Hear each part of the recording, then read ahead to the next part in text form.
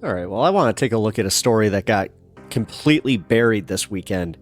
It's insane how these, like any story about the economy doing well, for some reason they always put it on a Friday or they bury it like midday Saturday and they just let it completely fade off your phone's main screen or any of your main screen news. That should be actually what we call it now. Like, there's the mainstream media and the main screen media. Because realistically, I know that a lot of us are getting the same stuff because it's all coming from Forbes and like these, it's like the same little, like the same five freaking, what do you call them, dude? Journalism places, whatever. News outlets. Oh my God. That was a real-time brain fart, people. Well, I just gotta say that this one really, really got me because check this out. U.S. hiring accelerated in September, blowing past expectations. Now, this was released 3 days ago, and it was released literally in the middle of the day. So let's take a look at this together because honestly, this is the kind of news that they don't want you to see during an election season, specifically for specific reasons. Like, gee, could it be that they don't want to feed the Democrats the narrative that the economy is actually pretty good under them? Because, like, again, like everybody that says the economy, well, at least the people that I've spoken to about it, it's all feels. It's all vibes based because they're doing fine. And they all say the same thing. Like, well, personally, I'm doing actually pretty okay. But, with everything that's been reported, though, it's just it's going the wrong direction because they also released a report about that today where somehow, some way, it's only like 28% of the American populace thinks that the American economy and America as a whole is moving in the right direction, which what the actual hell? Like, how doomer-pilled are, like, both sides at that fucking point? Like, at that, you're just admitting that you're never going to be happy with anything if there's no trending in the right direction, and it's both their fucking faults. Because, yeah, I watched the 60 Minutes interview with Kamala Harris. Kamala Harris. I have got to get better. People have been hitting me in the comments saying, man, you're one of these mispronunciators, or you're trying to mispronounce her name to just muddy the waters. No, I'm just really bad at pronouncing names. I'm sorry. I don't know what else to tell you. Fuck, I've always done this shit. All right, well, here we go.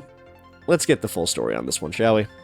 The U.S. labor market strengthened in weeks before Election Day as job growth, that stuttered a little there, as job growth accelerated in September and the unemployment rate ticked lower.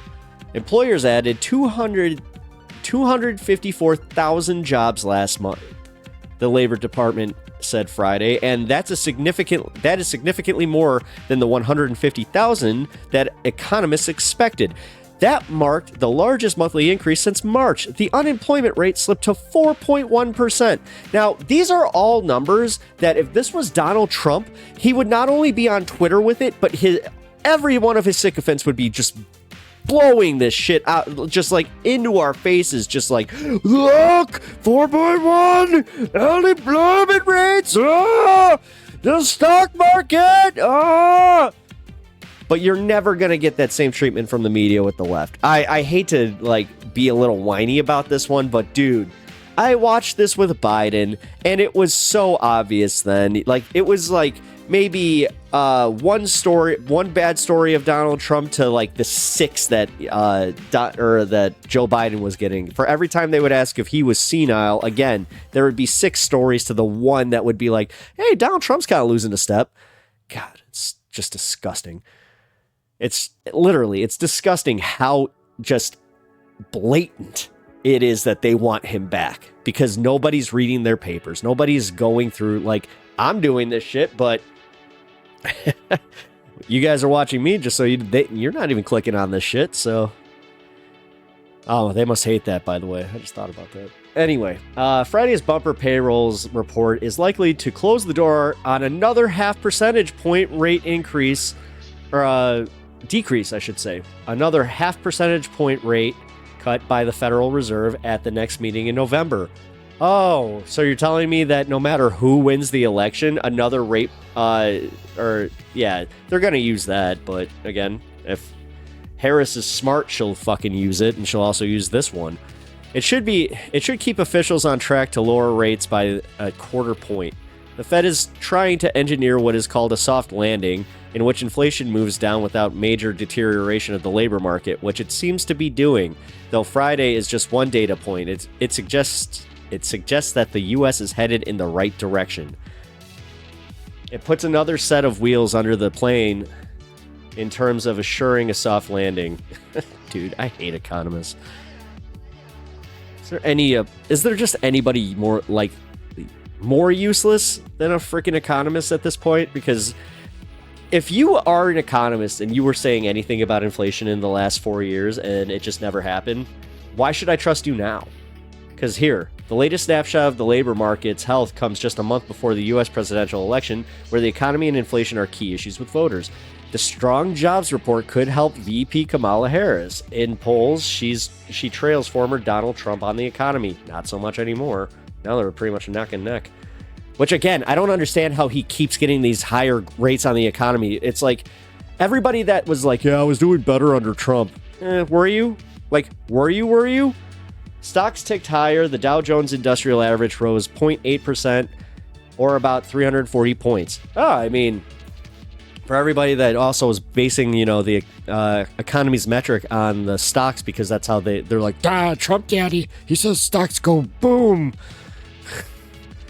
During much of the inflationary post-COVID-19 boom, stocks often quaked temporarily at stronger than expected economic data, because traders took such shocks as a sign that the Fed would tighten monetary policy more aggressively. Investors' positive reaction Friday showed that they view good news as good news again, even if futures. God, I hate these guys. I really do. They're sitting here just short selling, futures, because they're just like, oh, well, it's not as good as it could be. Employers added jobs at bars, restaurants, and construction, as well as in sectors that are less sensitive to economy's ups and downs, like government, education, and healthcare. There were a few weak spots. Employers modestly cut headcounts in manufacturing, transportation, warehousing, and temporary help services. Analysis also says that although jobs report was unexpectedly strong, other economic data points to slightly less robust hiring picture. Labor Department data released earlier this week showed that the share of workers quitting their jobs each month fell to its lowest rate a sign people are more hesitant about leaving their current roles for new ones.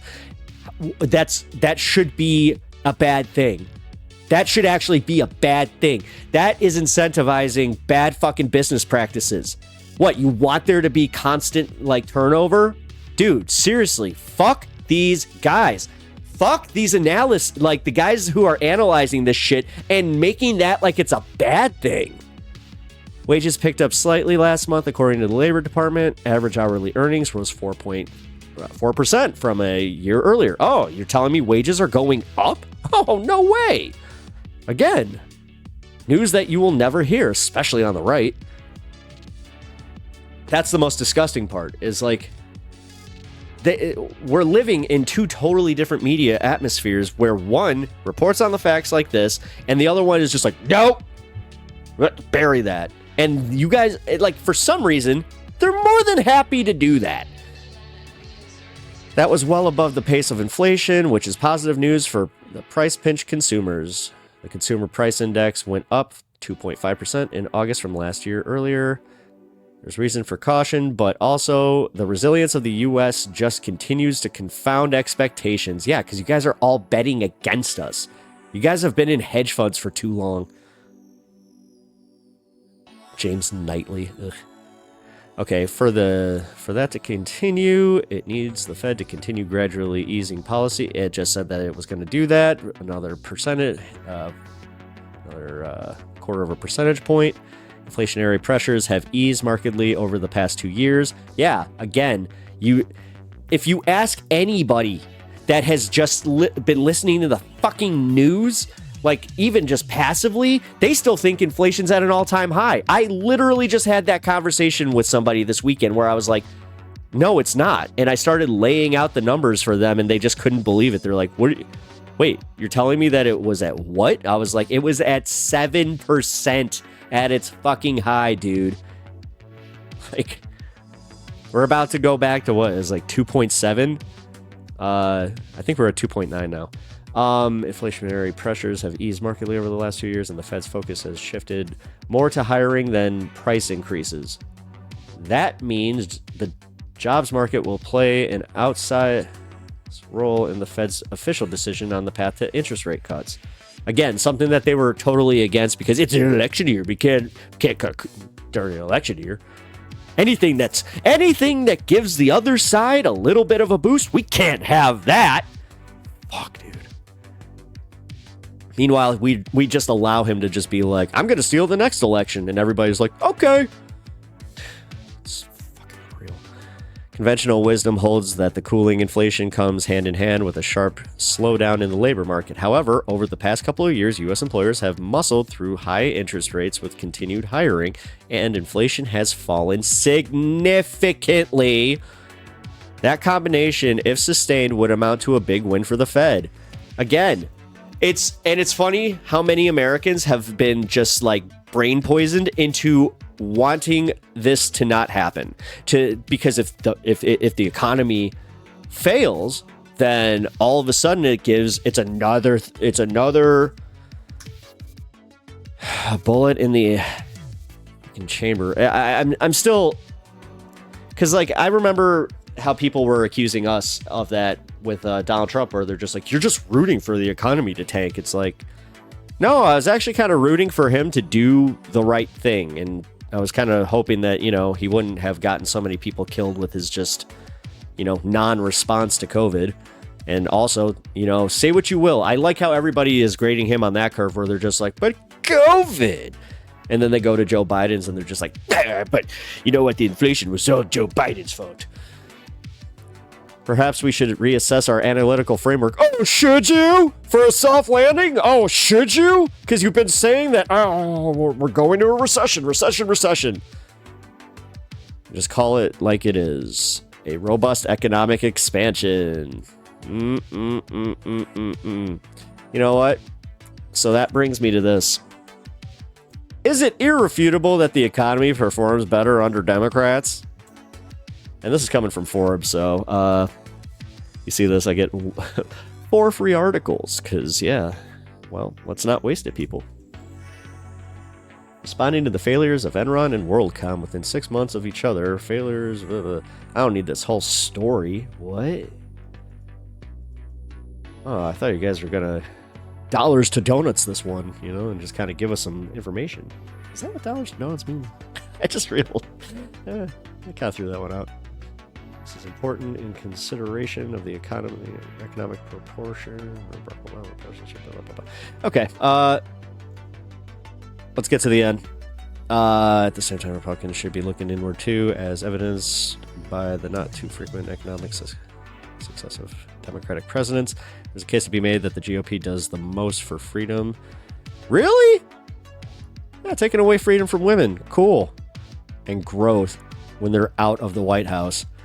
Oh yeah, no, that's actually true, because they pressure Democrats into actually doing something, because that's been one of the the main, points of contention with the Democratic Party, is just that they're so weak. They never actually play that was I'm speaking personally for me, where they never played the game, and it's just it's always playing defense. This is the first election cycle that especially in presidential politics, I feel like they're actually playing offense. They're really, trying, that's why Trump isn't doing as well as he was before, because he can't control the narrative anymore. His little nicknames don't work. Also, can we just say it? It's fucking boring now. We've gone through this for 9 years. What are we doing? Without just going oh yeah, you know what? Because even that kind of flies in the face of the whole news thing, because they're going to be shit shocked if he does win.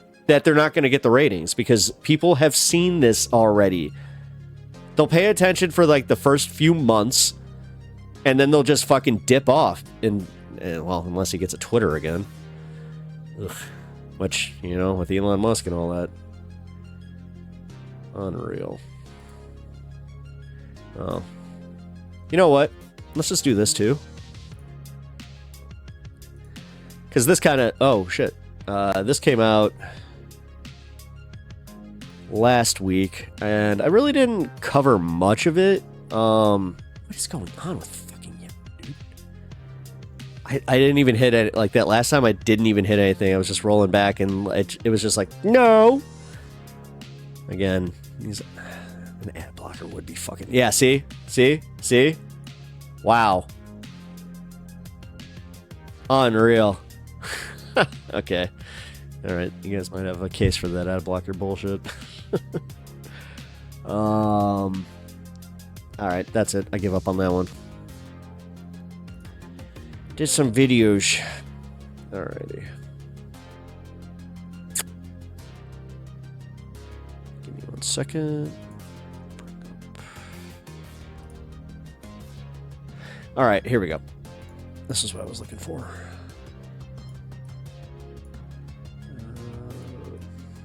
Alright. So, you can see it here. We're getting two very different stories here. Because, like, this Forbes one, again, Forbes is never really generous to Democrats. So that's kind of funny. Oh, here we go. Here we go. Check this shit out. Now, all of a sudden, the New York Times wants to start focusing on the deficit. It's like fucking clockwork with these assholes. Immigration and then the deficit. They always bring up the deficit within the last 2 weeks leading up to the election. For some reason, that's when people are all of a sudden care. And then if you give them the irrefutable proof that Donald Trump skyrocketed our deficit, bury their head in the sand. Again, Democrats, it's all their fault. Like, I'm just sick of it. I'm sick of the fact that we even treat these people with any semblance of seriousness. Like, what the actual fuck? Can we start calling crazy crazy again? That'd be nice. It would be nice. It would be very nice to put all these Karens and all these fucking Kens and all of these assholes in their place because you're letting them rule the world. They're the loudest assholes. They control the fucking narratives on social media. They control the narratives in your fucking school systems. It's insane. And so many people are just like, yeah, I could get behind that. Yeah, but yeah, pay attention to that. The deficit talk is coming. Yeah, because the economy is facing a no landing. Here, let's see this one. Let's see this one, huh? Because this is Markets Insider. The U.S. economy looks strong, but that's tough news for those hoping for cheaper borrowing costs. We need the economy to tank so you guys can get better loans. Like, dude, fuck you. Adjust your prices to match to account for this. Like, if you're so fucking worried about it, man. Dude, I'm so sick of like I'm this is gonna be my fuck economist stream. Because I already hate hedge fund bankers. Like, if you're a hedge fund manager, what are you even doing here? Number one. But number two, like, what's the proper term I'm looking for? Get fucked. The U.S. economy looks strong, but it's choking. Borrowers have been waiting for lower interest rates to improve the affordability of everything from homes to credit cards. Yeah, that's what they're doing. That's what they're doing now. And this was released 2 hours ago. However, the economy and the jobs market may be too strong to warrant a steep rate cut in the near term. So you're telling me that the rate cut that they just put into effect, that was already a 0.25 percentage point higher than anybody else thought it was going to be. And then these same fucking economists were just like, it's going to tank the economy. What are they doing? How dare they? How dare they cut it? That's too low. That's too low. But are you starting to see, like, Again, the fucking just blatant, obvious shit here where it's like, no, they want their tax cuts, guys. That's it. That's it. They want Donald Trump because they want more tax cuts. They don't want Kamala Harris because she really is using the language of, we're going to start taxing millionaires. We're going to start taxing rich people. And that's fucking freaking everybody out. Meanwhile, here we all are, and we're just like, yeah, we can't tax my future earnings. I might be a millionaire someday, and then this will be my problem. Yeah. It's insane how many Americans think like that, too. Yeah, U.S. economy might be too strong for its own good, leading to a situation. Let's reiterate this. The U.S. economy might be too strong for its own good, leading to a situation where the financial relief many Americans have long expected never materializes. Yeah, because of shit like this where you keep telling him that, but then you don't lay out any information about how interest rates actually did get rolled back, how borrowing is easier for consumers, how inflation is down for consumers, how grocery costs have gone down for consumers, how the cost of your average goods have gone down for consumers. Again, nope. Let's focus on it's a call to no landing scenario. Keep doing the voice, in which the economy continues to grow, but in a way that reignites inflation and hamstring. Get that shit, because like this is also giving Trump a soft landing if inflation goes up under him, because they'll be like, oh, that was from the Biden economy being too good. Yeah, I swear to God, that's how they're gonna fucking frame it too. The lack of the falling borrowing costs will impact everyone. Shoppers looking for lower prices, borrowers looking for better interest rates, and home buyers.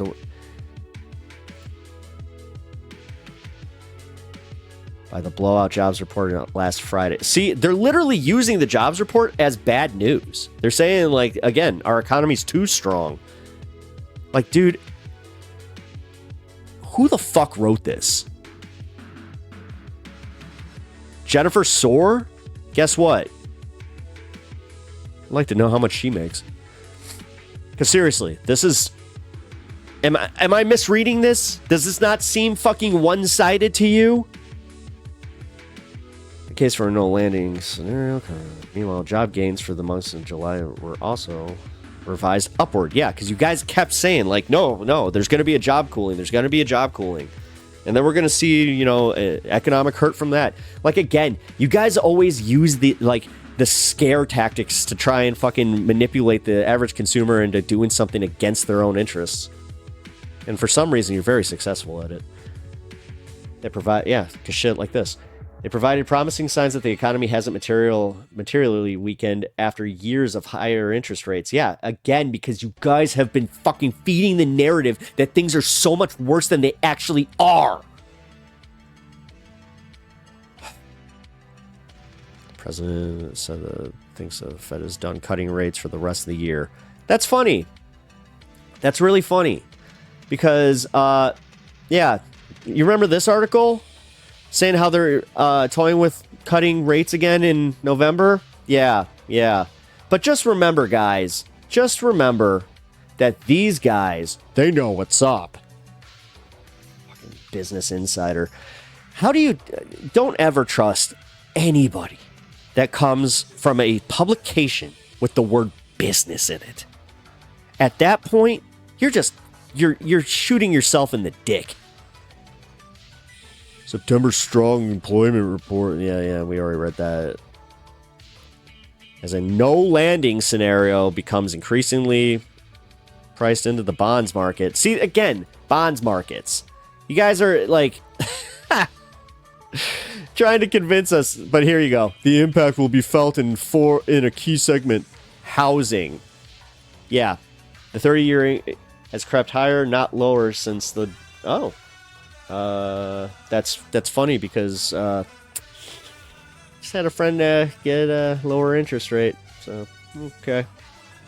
But tell me more about how there's no anecdotal evidence in my own life to show how people are benefiting from the rate cuts and getting, easier mortgages. However, further rate cuts impact mortgage that impact mortgage costs is up in the air and will depend on how the bonds market reacts to the future data. Well, yeah, I mean, again, dude, like the fact that we're letting these motherfuckers just play speculative games with all of our money too, like this isn't just the stock market, but they're playing it like the stock market.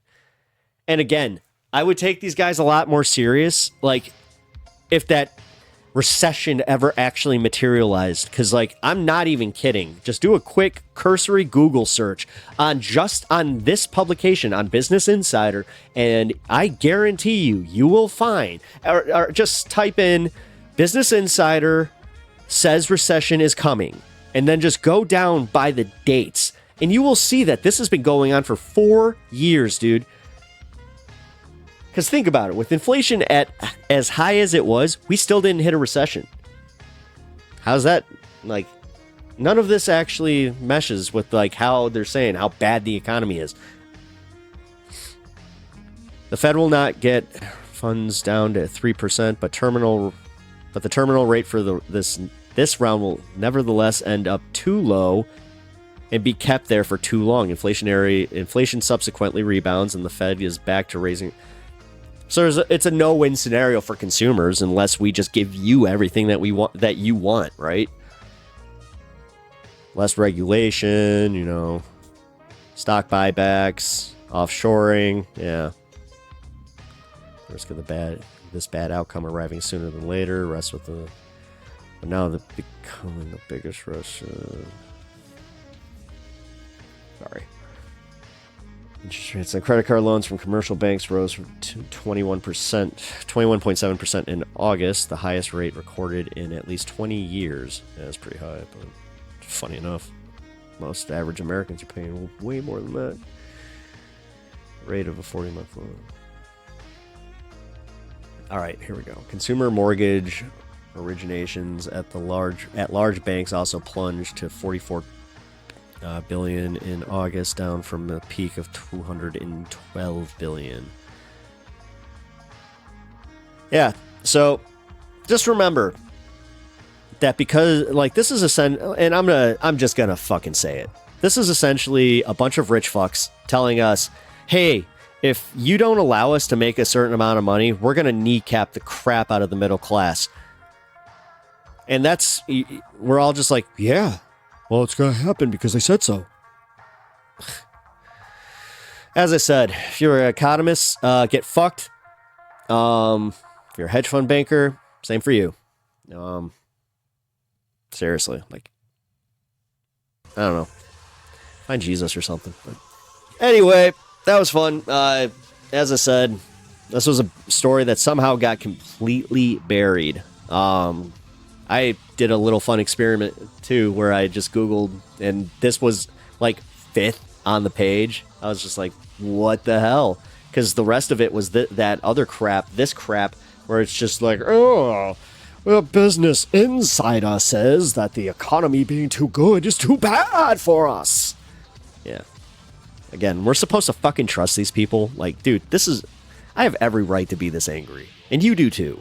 Like, start looking into this a little bit more, and honestly, you can correct me where I'm wrong. I'm always willing to like cede some ground, just be like, oh, well, I guess they're not as big of assholes as I thought, but yeah, this one seems pretty fucking obvious. So anyway, before I literally blow a gasket because of me thinking about this, I'm gonna call it here. So I really appreciate you guys checking out the channel. I appreciate you guys checking out my content. Trying to get to 1,000 subscribers, so please hit that subscribe button. If it's not, it's free for you. I know every YouTuber says it, but man, it helps. As a smaller YouTuber, I'm gonna let you guys in on a little secret. It really helps. So that's why we do the whole like begging for likes and some like yeah.